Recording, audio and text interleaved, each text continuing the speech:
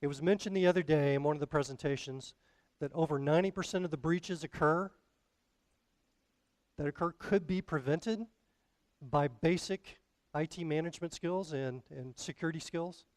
This is part of that list, right? And we agree, we see the same thing. 90% of the breaches could be preventable, not with the most latest and greatest gadgets, but with performing sound practices. Do what you do, but do it really well, okay? You don't have to have the latest hardware, software that's out there. Just do the process really well. You'll prevent the majority of all the breaches that occur. Maybe not everything, but you're going to be much, much more well-positioned. All right, so all this has to be done. Who's going to do it? Do you know? Right? So we got some challenges. Who's responsible for security? Is the party responsible for security also responsible for operations? That's where we get a rub sometimes, right? If the conflict is at play, it's usually there. Who's the most qualified to implement security measures? How do you know who is supposed to do what? This is a big one. What's most important, security or continuity? Where does independence play in this scenario? And who does IT security report up to? All of these questions are ones being presented to us by our clients right now. They're all struggling with what's being done from an ICS security perspective, what's being done with enterprise security, when do our vendors come into play, how do we manage this? All right? And so there's a few different parties involved. We got engineers and IT operations. It really could have been separated out, but I've combined them together for the purpose of this. You've got vendors, which play a very important role. You've got IT security, certainly playing an important role. Enterprise risk and compliance and internal audit. Now I've seen IT security live in a lot of different areas. And it can live in a lot of different areas. It doesn't have to be one model. As a matter of fact, one thing that we have learned is that when we go through and we talk about IT security and governance for a lot of organizations, it is not, one size does not fit all. You have to create a solution based on their culture, based on their management matrix, their level of reporting, based on how they are physically separated amongst all the geographic locations. There's a lot that goes into play in designing how that needs to be put together.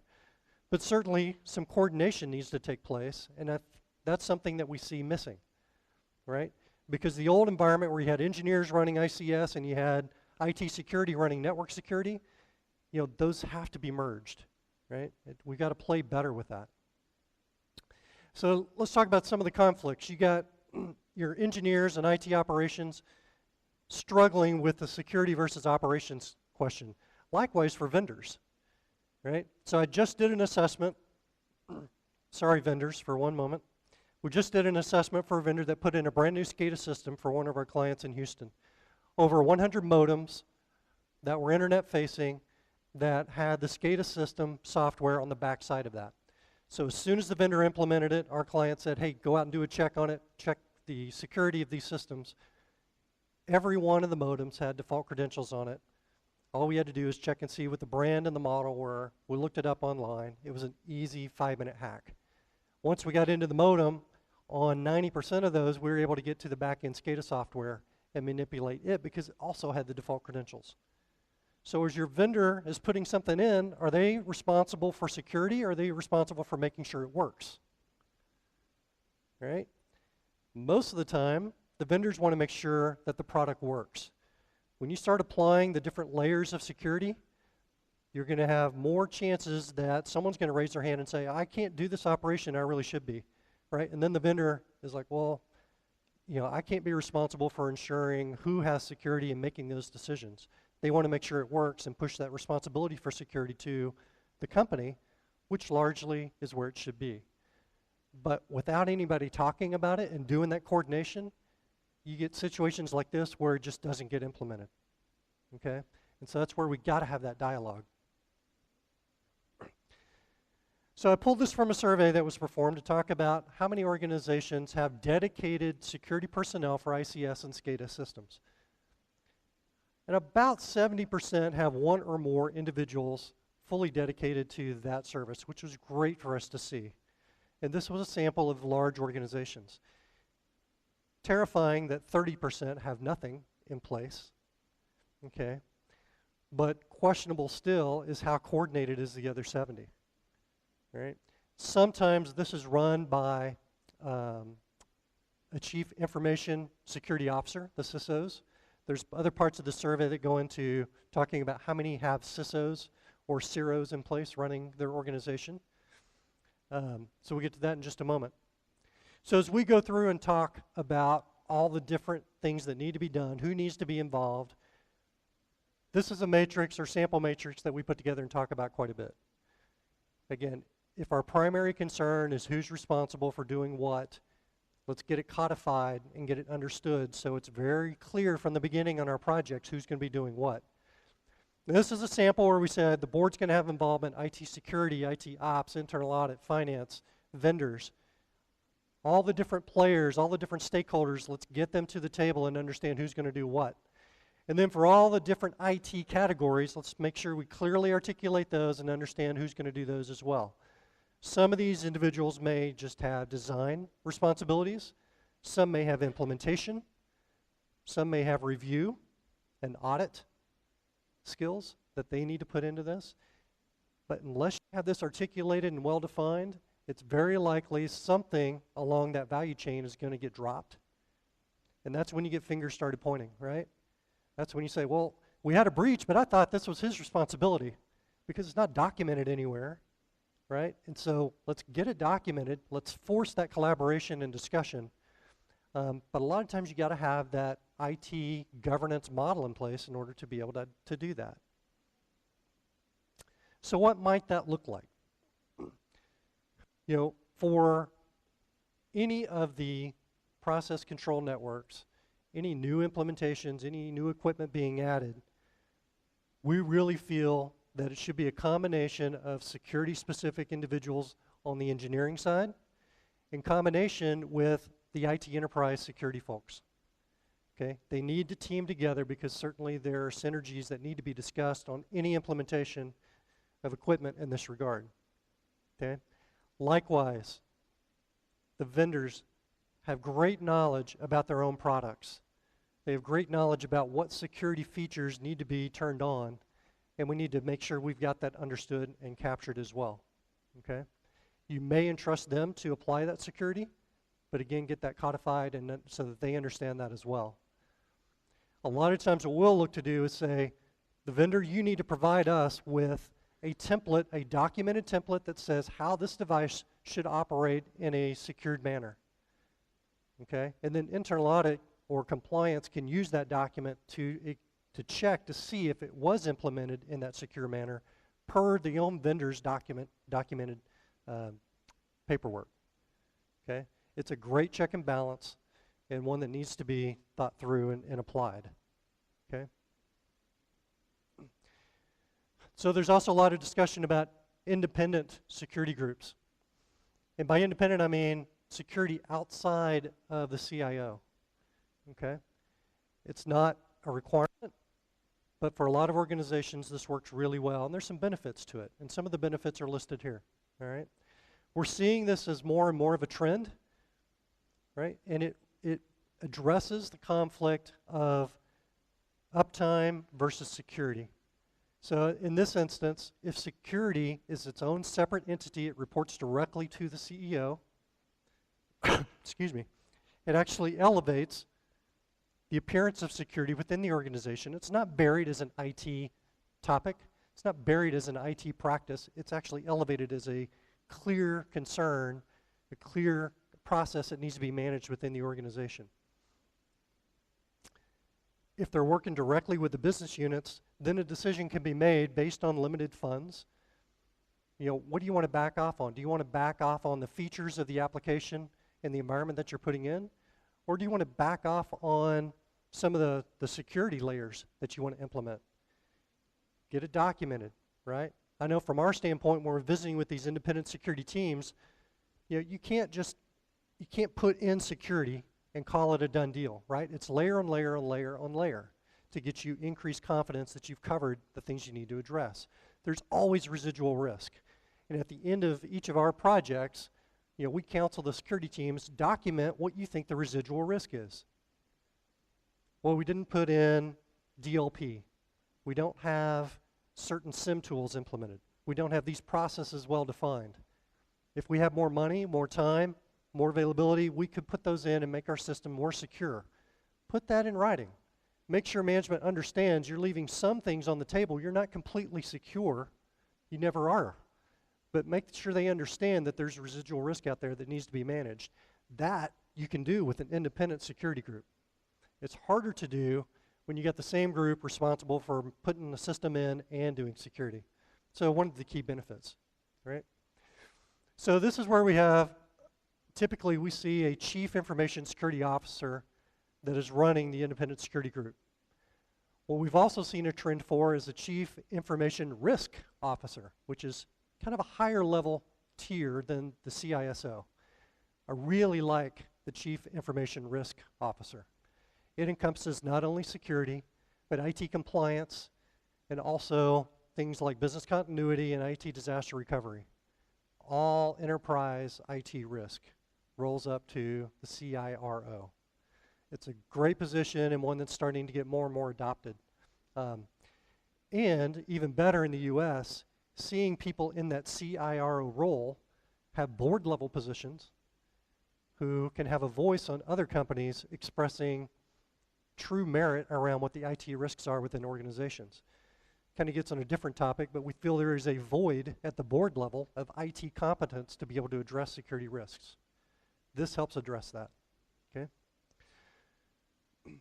So we've got different roles defined here for internal audit, enterprise risk, IT cybersecurity. Again, not one size fits all. You know, I will say also we've got other clients that are embedding security personnel within each logical business unit, and we think that is a great best practice as well, okay? So if you're a large organization, lots of different departments, lots of geographic locations, it can benefit you to have security personnel embedded into those process verticals so that they've got a dedicated source to understand what their applications are, what their true risks are, and can report up that way. So that can be another great model. But these are basic levels of responsibilities for each of these entities that are involved here. So as we summarize on final thoughts, the roles and responsibilities, they need to be clearly defined. We need that coordination between your ICS security folks, your engineers, your vendors, your IT enterprise operations. All those have to be working together. But we have to be all very clear in the room about who does what. And getting that matrix filled out goes a long way towards that. We want to balance independence versus operations versus effectiveness. There we just have to have an honest dialogue about how IT security governance needs to be run within the organization based on, again, your management matrix, your culture, how's it going to be designed to best serve you. One size does not fit all. It's going to be a little bit different for each organization, but certainly the trend again is towards that security independence, okay? And make sure we've got executive management support for all of these areas regardless of the model that we choose, okay? So those are the key topic areas that we wanted to fly through, so we want to thank you. Appreciate it. And thank you, Michael. Some amazing content there. Quick question. I know we are running over time, but I do want to open up to the floor because I know you're leaving and there's no opportunity to catch you. Does anybody have any questions for Michael? No? Yes, we have one over there. Can we get a microphone, please?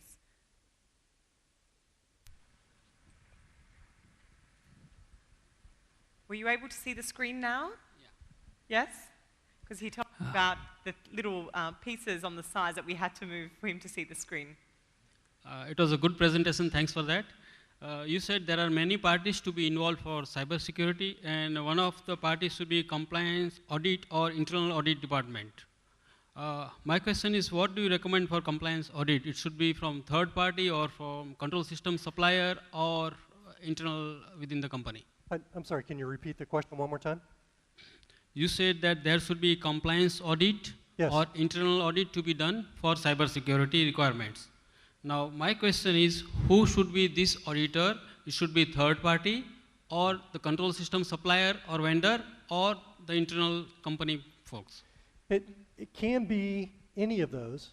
You just need to make sure they are truly independent, right? And so if any of those parties had a play in installing that equipment or the implementation of that equipment or that process, you don't want them to be involved. Very typically, we have internal audit perform those types of engagements, right? So their internal audit's not involved in the actual performance of that operation. They're not involved in the implementation of that product or process. It's a purely independent way to come in and do that evaluation. Now, not all the time does internal audit have the skills and capabilities to do some of the technical aspects here, right? And that's often where we get called in to come in and apply that expertise to perform that assessment, since we are independent as well. So any independent party with the skill sets, I think, is fine. Sometimes that can include the vendor. I have seen vendors included in those audits, but more than often than not, it's some type of external firm or the internal audit department itself. Okay, thank you. I think we've got one very quick question. He's been putting up his hand, but just let's make it very quick.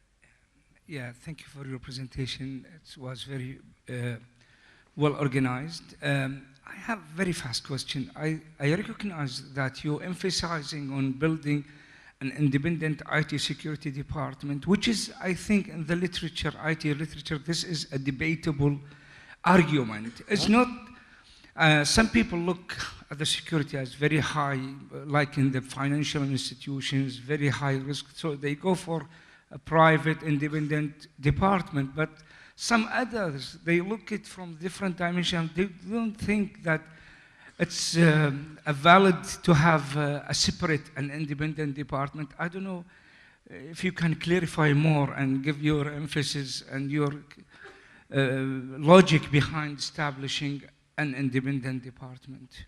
Sure. Yeah. So the biggest risk that we see with not having an independent security department is that if it's embedded underneath IT, you're going to have pressures to do less or put in fewer controls in order to meet certain budgetary requirements, right?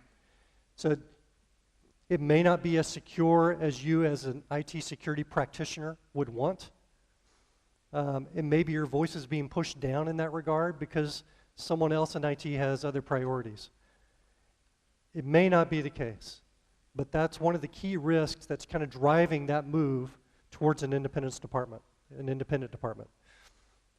They just want to make sure, especially with all the breaches these days, if there's so many breaches and management asking why, what's going on, and IT security is saying, I want to implement more, but I don't have the resources, or I don't feel like I've got a big enough voice, then having an independent security department is often a solution to that, right? Because they'll say, if you don't have a big enough voice, you don't have a budget you feel comfortable with, let's carve you out as a separate entity. You report directly to me.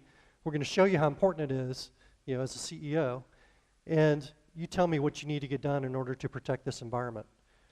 It's a double-sided sword, admittedly, right? Because you can't guarantee security, and that's where we talk about always documenting what you think the residual risk is on each project, right? But it's certainly not the case that you have to have an independent department, but we think there's some advantages there, and it should at least be discussed and considered. But that was the primary drive on why that occurred.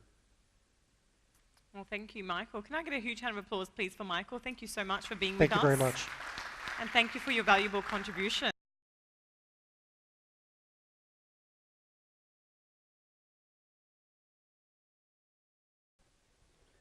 Well, good afternoon, everyone. See if I can get my slides. The topic of my presentation, obviously, Stuxnet to BadUSB. What I'll be talking about is how to secure industry control systems. I'll be highlighting some of the practical challenges related with this domain, as well as talk about some of the attack vectors, and then probably show you some demos to just have some fun. I'll skip the first slide, obviously. She introduced me. I have a PhD in computer science, and yeah. At Omprotect, we do consultancy and penetration testing, from network to applications penetration testing. We also conduct in secure code review, architecture design, and so forth, based on satisfying your compliance requirements from PCI to 27000 series and so forth. We offer training from basic fundamental security training to security awareness and more advanced developer training. So, getting to the topic. Industry control systems. As you all know, these are systems that control physical processes, which relate to water, transport, gas, and so forth. These systems are managed by devices called PLCs. So PLCs are electronic devices that monitor the physical processes, and you have computer-based systems that query or ping these devices, asking for device information, asking for the performance of the physical processes. And you'll see different terms that are related with this concept or this industry control systems. You'll see terms like supervisory control and data acquisition, and the historical term distributed control systems. And these words are used interchangeably. So the topic of this presentation, obviously, we're going to answer the question, what are the security challenges related with industry control systems? I mean, we can have a perceived discussion on what the challenges really are. But in order to understand or to have a more practical perspective, you need to talk to the folks who deal with these systems on a day-to-day basis. So this is an attempt to describe some of the practical challenges, and I summarize them in 4 points. So the first point I would like to discuss is that availability is, the critical requirement in these systems. So these systems require 100% availability. When I teach my students the information security class, I always